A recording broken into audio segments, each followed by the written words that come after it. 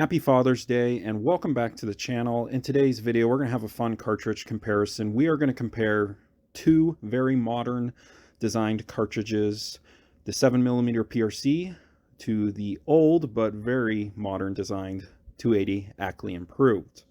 We're going to find out how close these cartridges are to each other in performance and see if the 280 Ackley Improved can keep up with the 7mm PRC. In front of me is the jack of all trades, the do-it-all cartridge, voted probably the most versatile and iconic cartridge, the 30-06 Springfield. So why do I have the 30-06 Springfield in front of me? Well, there's no doubt that its resume, well, it lives up to its resume, its history. There's also another cartridge. The point is that there is another cartridge that, if it was more popular and had the history of the 30-06, well, it would replace it as the jack of all trades. And what cartridge is that? 280 Ackley Improved. The 280 Ackley Improved, first introduced in late 50s. So P.O. Ackley, what he did was he tried to improve already existing cartridges, such as the one on my left, which is a 280 Remington. So what he would do is blow out the shoulders, so it's more of a straight wall cartridge, almost, and then it had a ridiculously sharp shoulder, so a 40 degrees instead of, say, a 17-degree shoulder like in the 280 Remington. What this does is give you about 5 more grains of capacity and give you anywhere from 50 to 100 feet per second faster velocities. It also gives you better brass life because of that sharp shoulder. It doesn't stretch as much. So the 280 Ackley Improved has been a wildcat until Nosler introduced it in 2007. I just made a pretty bold statement that the 280 Ackley Improved is just a better jack of all trades than the 30-06. Let's see why. So I want to look at the performance, and eventually we're going to compare it to the 7mm PRC. But you can shoot a 150 grain bullet, which is going to have higher BC than a 150 grain in 30-06, and you can shoot it over 3,100 feet per second, while the 30-06 is mid 3,000 feet per second. Again, it has a little bit more case capacity than a 30-06. And then kind of the sweet spot for the 280 AI and a 30-06 is the 160, 165, 168 grain. Let's check out the numbers. Now this is Nosler book, so it might be inflated numbers, but they're claiming almost 3,050 feet per second with the 160 grain, with the 168, a little more than 2,950, and a 175 at 2,900. Really impressive performance. So, how does it beat a 30-06? Well, it's shooting the exact same bullet weights, a little bit faster, and a little bit better BC. And the recoil is going to be just about the same. The 280 Ackley has only really one problem. It's too niche of a cartridge. It's certainly becoming a bit more popular, especially since Nosler introduced it as a factory cartridge, but Nosler is definitely a premium company, aka they charge a lot for a lot of things, and so finding factory ammo for the 280 Ackley Improved is pretty hard to find, and when you do find it, it's pretty darn expensive because it's coming from Nosler. The 7mm PRC was introduced by Hornady in late 2022. The parent case to the 7mm PRC is the 300 PRC, and as much as I've talked about the 280 Ackley Improved being the jack of all trades, doing it all, well, the 7mm PRC is extremely good at that as well.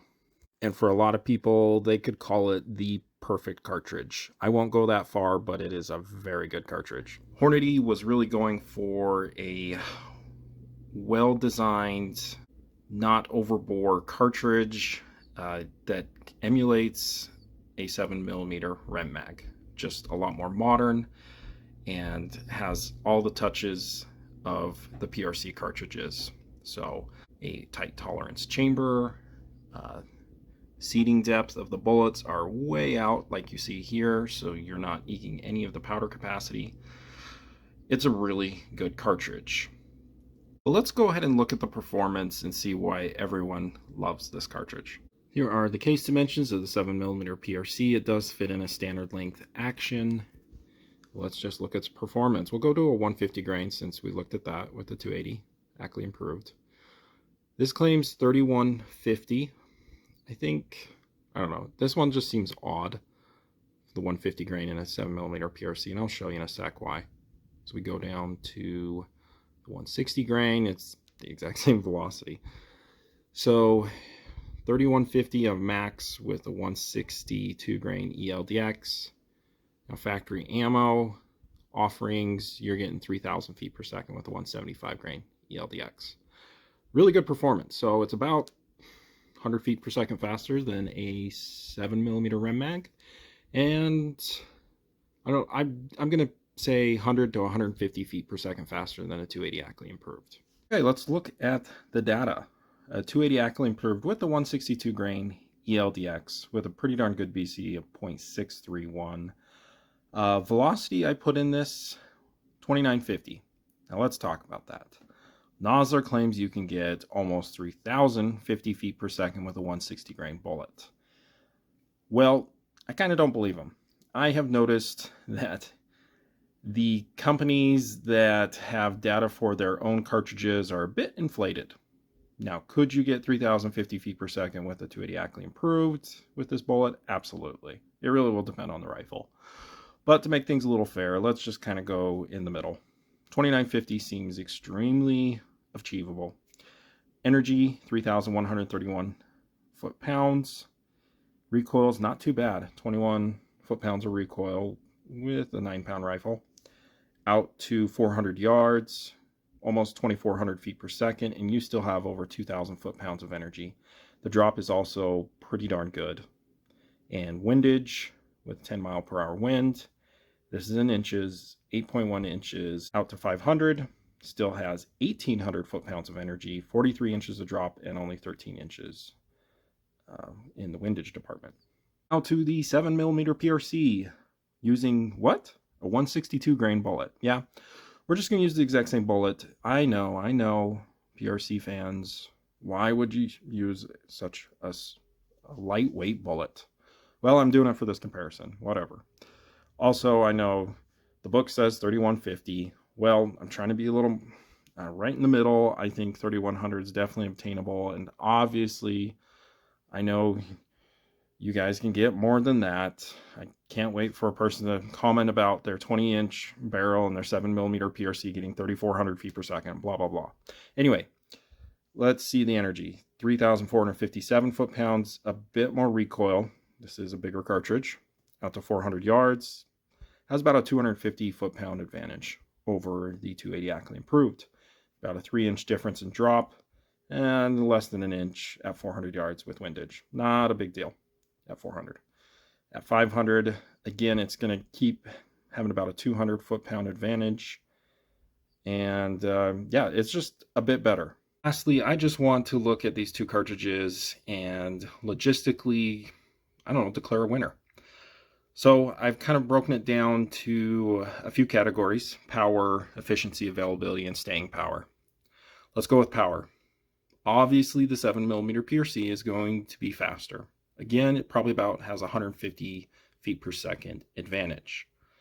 Also to note, as of now, this might be different with a custom rifle, but most 280 Ackley Improves only have a 1-in-9 twist. So you're not going to be able to shoot some of the heaviest bullets that the 7 PRC can.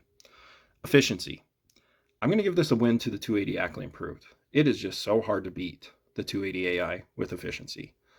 The 7mm PRC is not bad for a Magnum, but 280 Ackley Improved is more efficient. Availability.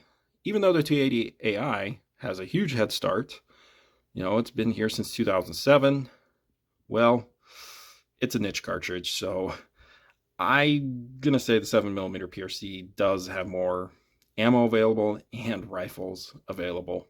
Let me know if you disagree. Staying power. Well, this one's not hard. 7mm PRC. I think it's going to be the next 7 mag. And the 280i, certainly it's getting more popular, especially with all the YouTubers that talk about it, but it's still a niche cartridge. And lastly, I kind of threw this one in, cool factor. What cartridge looks cooler? Which one do I think is cooler? Well, I kind of like going with niche cartridges, so I give it to the 280i. But yes, overall, the 7mm PRC is a better cartridge.